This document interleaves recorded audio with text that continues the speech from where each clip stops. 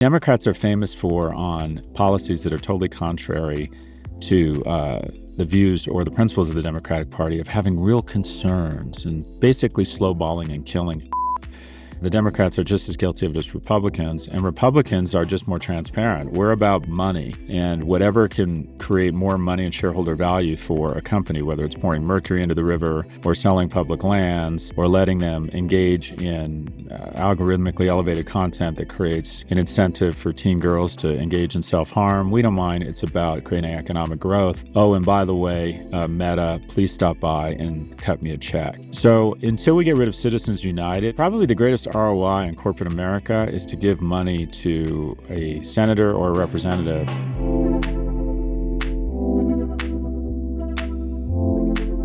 In today's Office Hours, we discuss why working class voters feel left behind, how wealth changes your approach to security, and how I decide to give money away. Our first question comes from Much Membership 45-07 on Reddit. They say, "Hey Scott, just a simple question. As a lower middle class man in his 30s, I resonate a lot with your content. My question is this: why does it feel like no matter what or who you vote for, the people making the decisions are always against the normal, everyday working person?"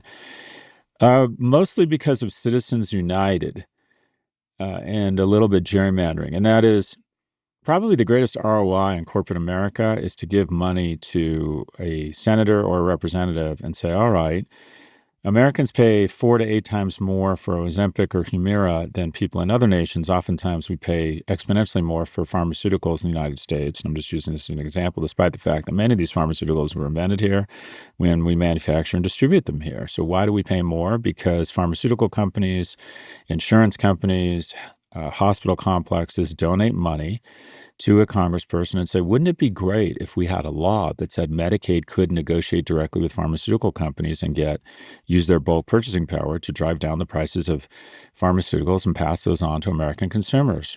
Well, okay, you want a law that we can't do that? Sure, Congressman, and here's $50,000 for your election campaign because we think you're a great American. And maybe they don't even have to actively promote that law, but anything that gets in the way of trying to not let that law pass. Democrats are famous for on policies that are totally contrary to the views or the principles of the Democratic Party of having real concerns and basically slowballing and killing shit. The Democrats are just as guilty of it as Republicans, and Republicans are just more transparent. We're about money, and whatever can create more money and shareholder value for a company, whether it's pouring mercury into the river or selling public lands or letting them engage in algorithmically elevated content that creates an incentive for teen girls to engage in self-harm. We don't mind. It's about creating economic growth. Oh, and by the way, Meta, please stop by and cut me a check. The biggest donor is not weapons, it's not social media or tech, it's in fact the healthcare complex or the healthcare industrial complex. And what do you know? In America, we pay $13,000 per citizen for our healthcare versus $6,500 in the other 6 of the G7 nations, and we have worse outcomes. We're more anxious, depressed, obese, have a lower life expectancy. And that is because, simply put, corporations stand in between you, the voters, and how these individuals actually vote. Gun control. The majority of Americans believe in gun registration. Family planning. The majority of Americans believe women should have some level of bodily autonomy, and yet we have laws that are totally contrary to that. So until we get rid of Citizens United, where quote unquote money is free speech and these corporations don't have the ability.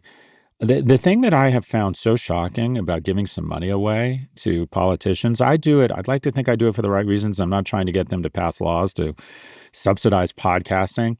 I do it because I'm passionate about income inequality or trying to address income inequality and programs that would help struggling young men. But what has struck me is just with a little bit of money, how much attention you can get from congressmen and senators. I think if you gave $10,000 to every senator, $1 million, when you go to Washington, you could get a meeting, an in-person meeting with 20 of them on 24 hours notice. Because if you're giving $10,000, you might give 50 or 100 at some point. And it's not that they're total whores. And by the way, proximity is influence. If you meet with 20 senators and make your case, if enough people do that, they're inclined to block something or get in the way of that because you're going to be articulate and give them compelling reasons. And also, wink, wink, If you vote against this, I might give you $50,000 or $100,000 at some point. But the problem is, run into a Republican congressperson, I'm going to find you someone who's taken between $50,000 and $1 million from the oil and gas industry. Anyways, long-winded way of saying money, Citizens United, unfettered access or unfettered ability to give money. A lot of foreign nations have much lower limits, or they just have matching funds, and then that's it. May the best man or woman win. So what do we have? We have a Congress and elected leaders who represent corporations and the wealthy disproportionately versus the rest of us. Thanks for the question. Support for the show comes from SoFi Small Business Lending. You're a small business owner, you need capital to find new opportunities and grow, and you can do that with help from SoFi. You might know SoFi for student loans and high-interest savings, but now they help small businesses too. No more chasing bankers or wasting time in a branch. SoFi's small business marketplace is your new go-to fast and digital solution. In one single simple search, SoFi matches you with vetted providers for your business in just minutes. You can discover options that meet your specific needs, and if you find a quote that works for you, you may receive funds as soon as the same day you're approved. Say it's working capital you need, or a line of credit, or an SBA loan, or equipment financing. SoFi's marketplace can help you find all of the above. It's already helped thousands of small businesses find the funding they need. SoFi also offers business owners curated tools, vetted business bank accounts, business credit card recommendations, and a ton of resources to help you scale your business like a boss. SoFi, now helping you get your business right. Visit SoFi.com/ProfGpod and see your options in minutes. Our second question comes from Glenn from Brooklyn. Glenn asks, you describe your life and wealth with surprisingly candid detail, whether that be travels and lodging or even activities with your boys. I'm curious what your thoughts are on security, both personal and cyber, and how one's security needs evolve as they cross thresholds such as assets and fame. For example, is there a magic number of liquid assets that suddenly marks an investor as a target? How do today's successful and very online people stay safe without paranoia? Thanks for the question. So this is a good problem because the majority of targeting, if you're wealthy, is the kind of targeting you want. It's offers, it's opportunities to invest in things. It's people who want to know you, be your friend, people who want to date you. So the targeting, if you will, for wealthy people. In terms of a threat, I know some people who are much wealthier than me that have pretty serious security apparatus, not only in their home, but even I had dinner with someone the other night who's quite wealthy, and this person has a security person who's anonymous. He told me that this person was there, but I couldn't pick them out.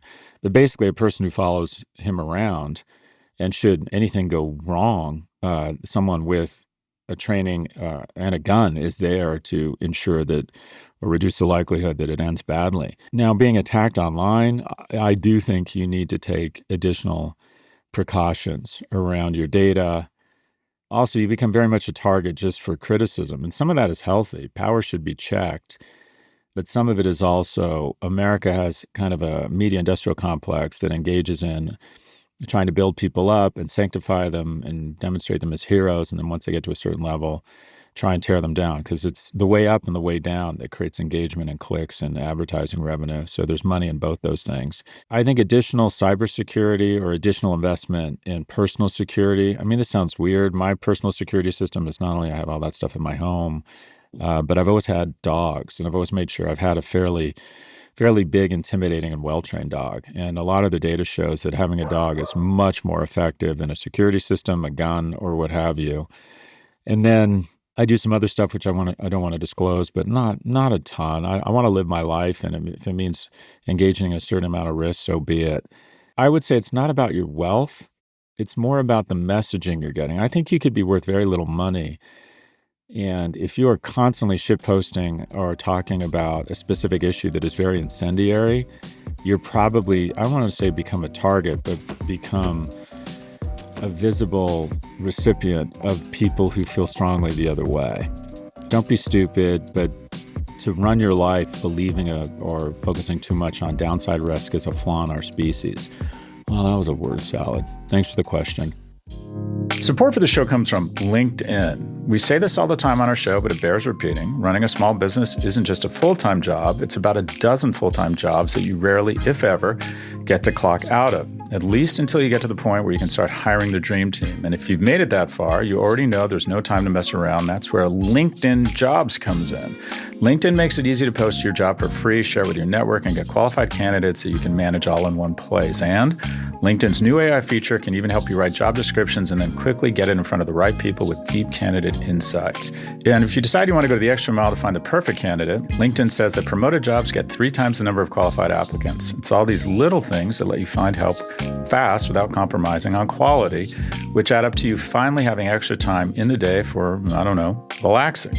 Or, knowing my listeners, you'll probably use that extra time to expand your empire even further. Post your job for free at linkedin.com/prof. That's linkedin.com/prof to post your job for free. Terms and conditions apply.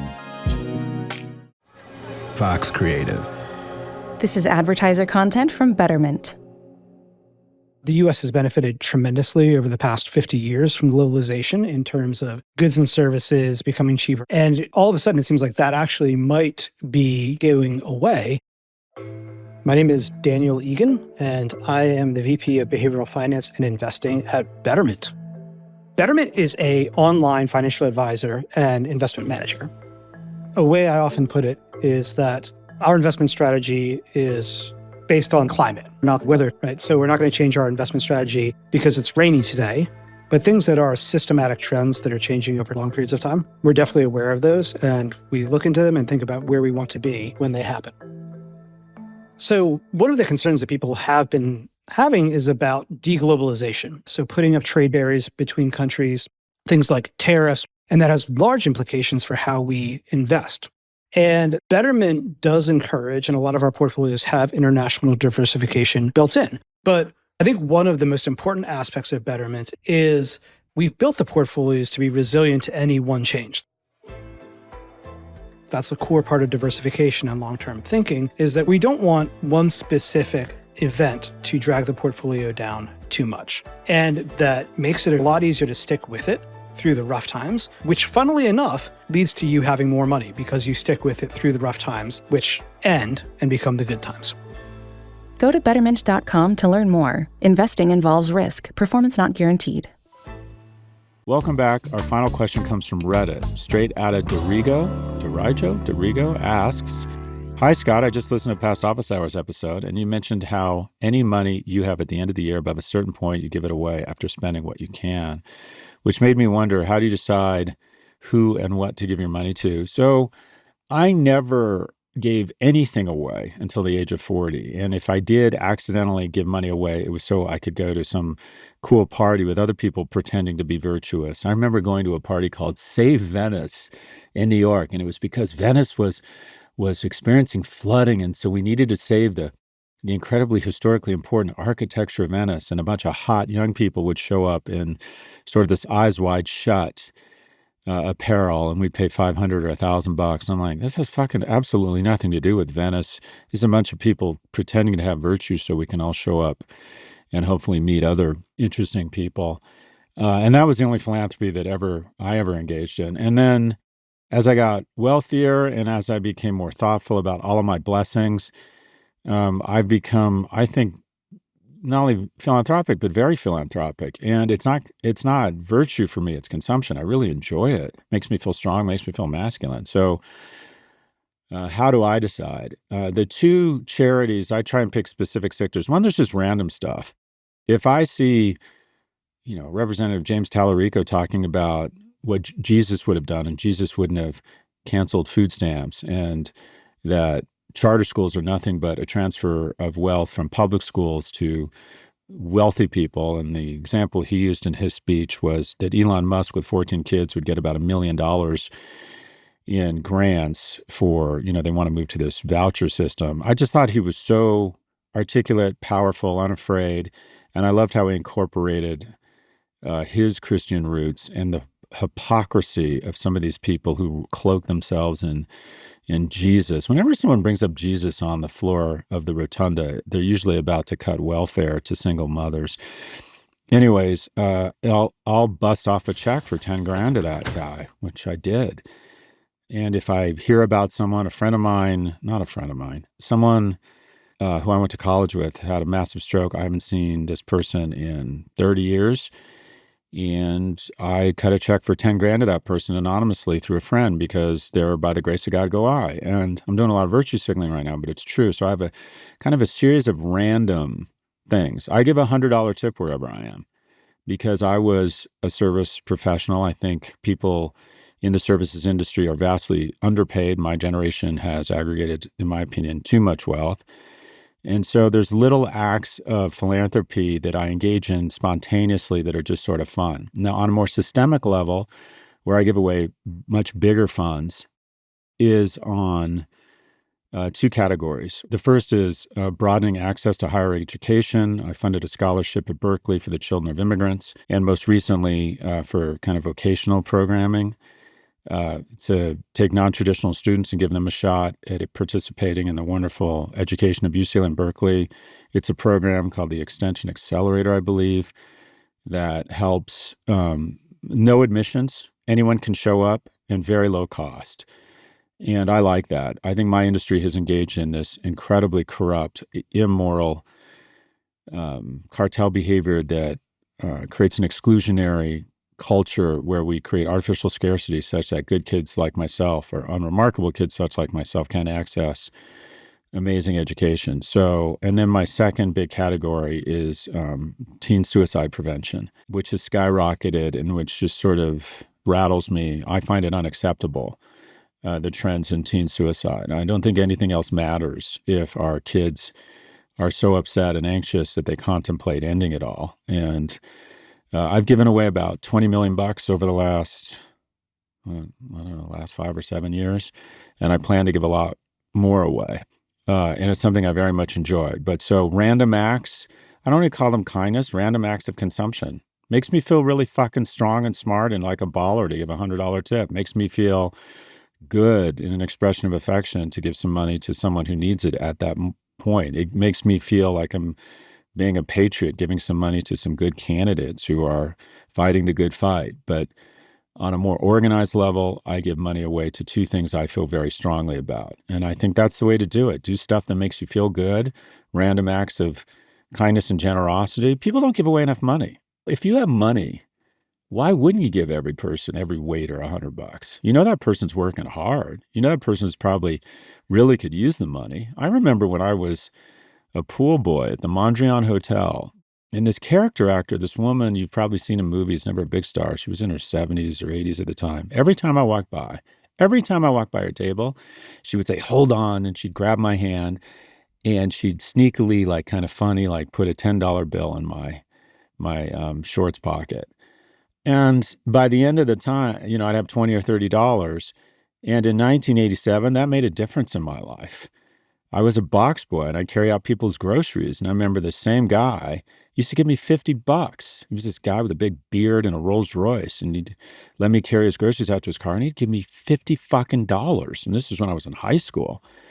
I mean, the easiest way to make someone's day is to give them a little bit of money. It's a transfer of time and work. So if you give a waiter or a box boy, I give $100. I'm doing a lot of virtue signaling right now, but it's all true. I gave $100 to the In-N-Out cashier when I got to LA a few days ago, and she looked like she was about to start crying. I mean, this shit is easy. This is not a lot of money if you make good money. It's just not a lot of money. So it's incredibly joyous for me. So these little moments, it makes my day. I feel good about myself. It's fun. It's an easy way to make a total stranger just really like you. So two levels, the fun stuff, the fun daily stuff, little acts that are just so much fun and so rewarding. And then the bigger stuff, if you're blessed with real money, think about how the topics that really motivate you, that you are really passionate about. Appreciate the question. That's all for this episode. If you'd like to submit a question, please email a voice recording to officehours@profgmedia.com. Again, that's officehours@profgmedia.com. Or if you prefer to ask on Reddit, just post your question on the Scott Galloway subreddit, and we just might feature it in an upcoming episode.